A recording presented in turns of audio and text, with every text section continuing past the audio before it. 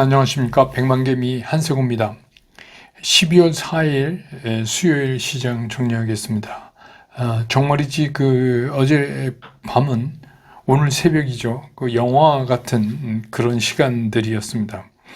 우리가 늘 뉴욕 시장이 떨어졌다 올랐다. 그러면 이제 뉴욕 시장의 영향을 받아서 우리 시장은 어쩌다 이렇게 이제 늘 얘기를 하곤 했는데, 어제는 오히려 우리가 뉴욕 시장에 좀 적지 않은 영향을 끼쳤다, 이렇게 볼 수도 있습니다. 윤석열 대통령이 계엄령 선포 때문에 온 국민이 제대로 잠을 못 주무셨죠. 저는 한숨도 못 잤는데 지금 졸립지도 않네요. 그런데 어쨌든가 이제 많은 분들이 그렇게 뜬 눈으로 밤을 지샜고, 또 우리 국내 상황이 바뀜에 따라서 이게 뉴욕 시장에도 상당한 영향을 미치기도 했습니다. 물론 이제 이게 155분 만에 종결되는 정말 이해할 수 없는 계엄령이었지만, 어쨌든간 우리 시장은 상황이 좀 종료된 다음에, 새벽에 종료된 다음에 오늘 이제 시장이 시작이 되면서 그나마 이렇게 좀 정리된 상태가 좀 천만다행이었다, 이런 생각이 듭니다. 코스피 같은 경우는 거의 2% 가까이, 마이너스 1.97% 이렇게 하락을 하면서 시작을 했는데, 이제 그나마 생각보다는 다행스러운 모습이었어요. 조금 전에도 말씀드렸듯이 좀 어느 정도 계엄 해제에 관한 의결이 이제 국회에서 나오고 대통령이 그거를 받아들이고 이렇게 됐기 때문에 좀 다행이었다. 물론 이제 장중에 좀 밀리면서 2.31%까지 밀리기도 했는데, 오후가 되면서 이제 점차적으로 시장이 좀 안정감을 오전보다는 찾아가는 그런 모습이었습니다. 역시 이제 외국인들은 팔 수밖에 없었고, 개인과 기관이 사는 그런 모습이었습니다. 오늘 코스피 시장에서 외국인들은 4,078억을 순매도를 했고, 개인이 3,391억을 순매수했습니다. 반면에 기관은 179억 조금 사는, 연기금 위주로 조금 사는데 그쳤습니다. 그래서 오늘 코스피 지수는 2,464포인트로 마감을 해서 어제보다 1.44% 밀리면서 장을 끝냈습니다. 코스닥도 그렇게 크게 코스피와 다르지 않았습니다.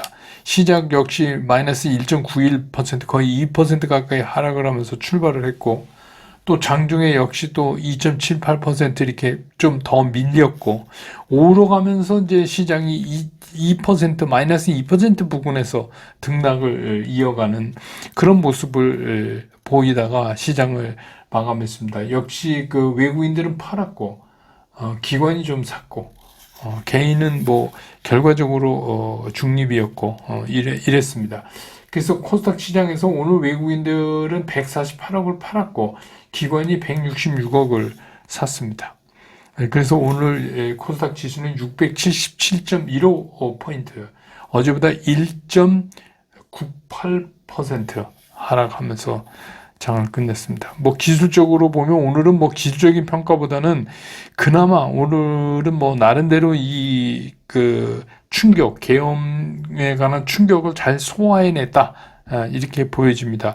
물론 이제 이게 단기적인 충격이 금방 오늘로 끝나고 이러는 건 아니고, 조금 더 이어지기는 하겠지만, 그래도 오늘은 첫날로서는 잘 방어했다, 이런 생각이 들고, 환율은 당국도 애를 쓰고 그래갖고, 이 시간 현재 1,410원 40전, 그 부근을 가고 있습니다. 그래도 많이 방어를 한 거죠. 그 다음에 이제 시총 상위 종목들에 대해서 주체별 움직임을 보면, 오늘 삼성전자는 외국인 기관이 역시 팔았습니다.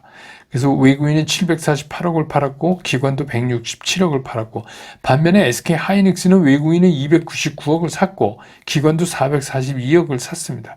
삼성 바이오도 외국인과 기관이 동시에 샀는데 87억, 11억 이렇게 샀고, 그 다음에 네이버도 외국인과 기관이 동시에 산 종목인데 215억, 57억 이렇게 샀고, 특이한 건 이제 카카오가 외국인과 기관이 동시에 샀는데 외국인 311억, 기관 677억 이렇게 샀습니다. 그 다음에 뭐 나머지들은 서로 사고 파는 게 엇갈리는 그런 모습이었고, KB금융이나 신한지주 같은 금융주는 외국인과 기관이 동시에 다 파는 그런 모습을 오늘 보였습니다. 그 다음에 자동차의 현대차, 기아는 외국인은 팔고 기관이 사는 그런 모습이었습니다. 그 다음에 이제 코스닥에 보면 알테오제는 오늘 외국인과 기관이 동시에 다 매도를 해서 363억, 140억 비교적 큰 폭으로 팔았고, 에코프로는 뭐 금액은 많지 않은데 아무튼 둘 다 매수한 종목입니다. 4억, 22억, 90억, 2억 뭐 이렇게 매수하는 그런 모습을 보이고, 나머지는 서로 엇갈리는 모습이었습니다. 오늘 시장은 뭐 좀 섹터를 해서 얘기하긴 좀 뭐하고, 그래도 좀 이렇게 그룹 중에서 카카오 그룹이라고 우리가 얘기할 수 있는 게 뭐 카카오페이, 뭐 카카오뱅크, 뭐 카카오 게임즈, 뭐 이렇게 카카오 그룹이 좀 오늘 오르는 그런 모습을 보였어요. 이유는 이제 그동안 현 정부에서 그 구박을 좀 많이 받았다, 카카오 그룹이. 그래서 이제 그 반사이익 기대 뭐 이런 것 때문에 오늘 좀 움직였고, 그 다음에는 뭐 대부분 역시 그 정치 테마입니다. 뭐 당연하지만 이재명 관련주, 한동훈 관련주, 이렇게 오늘 이제 움직이는 그런 모습을 보였습니다. 뭐 일편에서는 드디어 한동훈이 정치인이 됐다, 뭐 이러는 얘기도 나오고 오늘 좀 그랬습니다. 그 다음에 이제 희귀금속 관련, 이거는 미국이 관세를 가지고 중국 압박하니까 중국이 그에 대한 맞대응으로 희귀금속을 내세웠다 이래갖고 좀 올랐고, 그 다음에 이제 오늘 특이한 건 뭐냐면 원전 관련주들이 줄줄이 하락했어요. 그러니까 이거는 윤석열 정부의 핵심 정책 아니에요, 이 원전이. 그러니까 아무래도 이게 좀 약화되지 않겠느냐, 그런 우려 때문에 그랬습니다. 그래서 오늘 이제 말 나온 김에 그 대표적인 원전 관련주 중에서 이제 두산 에너빌리티 뭐 분할 합병 관련해서 문의들이 많으신데, 이거는 이제 아주 쉽게 얘기하면 이런 거예요. 두산 에너빌리티를 분할 신설법인이 보유할 그 밥캣 있잖아요. 두산 밥캣에 대한 그 주당 가치가 사실은 핵심이에요. 이게 이제 제일 아규 포인트인데, 이거를 어떻게 평가하느냐에 따라서 이제 뭐 대주주가 좋으냐, 일반 주주가 좋으냐, 뭐 이런 이제 의미를 갖고 있는데, 사실 이게 두산 에너빌리티가 이렇게 이번에 이런 이제 뭐 분할 합병 이거를 끝내서 뭐 두산 에너빌리티는 SMR에 주력하고 뭐 어쩌고 그랬는데, 지금 이제 원전이 이렇게 되니까 뭐 그렇다고 완전히 뭐 원전이 끝나는 건 아니지만 당분간은 좀 어렵게 생겼어요. 그러니까 지금 이제 그 회사 측에서 제시하는 그 밥캣의 주당 가치가 72,729원 이 정도예요. 이게 낮게, 반대하는 입장에서는 낮게 책정됐다는 거예요. 그 대표적인 게 이제 온라인 파트너스, 그 행동주의 펀드죠. 거기서 이제 이게 12만 9천 뭐이 넘게 평가할 수 있다. 그래서 이제 동업종에 뭐 캐터필러나 뭐 다른 거에 대해 배수를 잘못한 거다 이래가지고 뭐 이거 있고, 이것도 이제 관계 당국이 서류 넣는 거를 우리 흔한 말로 8번이나 빠꾸를 맞았잖아요. 그런 끝에 이제 이게 얘기가 나오는데 12일이 주총인가요?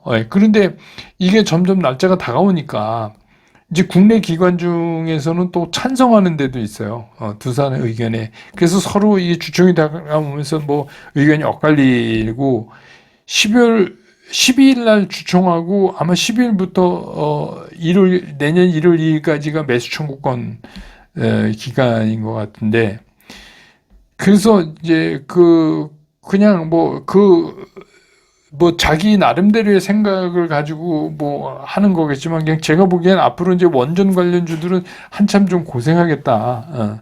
그런 걸 좀 참고해서 결정을 하시면 어떨까, 이런 생각이 듭니다. 그래서 오늘 시장의 특징은 뭐 다 아시겠지만, 오늘은 그 계엄 충격에서 그나마 이제 뭐 상황 정리가 새벽에 일단락되고, 그래서 이제 그 해제가 된 상태에서 맞이했기 때문에 더 그렇지만 생각보다는 좀 잘 버텨낸 날이었다. 이렇게 볼 수 있습니다.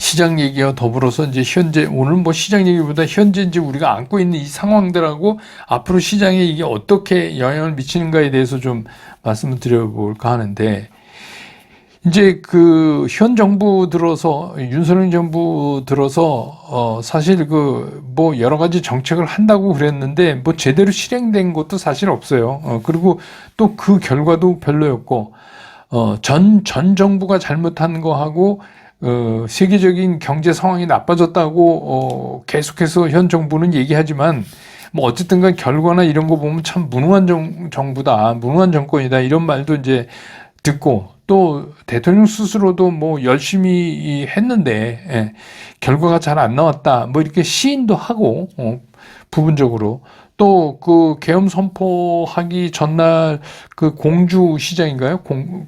충청도 공주 시장을 방문해서는 상인들한테 저 믿으시죠? 뭐 이런 얘기를 할 정도로, 어쨌든 간 그 현 정부의 국정 수행 능력과 여러 가지 그 국정 능력과 관계없는 스캔들이죠. 말하자면 이런 것 때문에 이제 거의 역대급 바닥이었던 거는 사실이죠.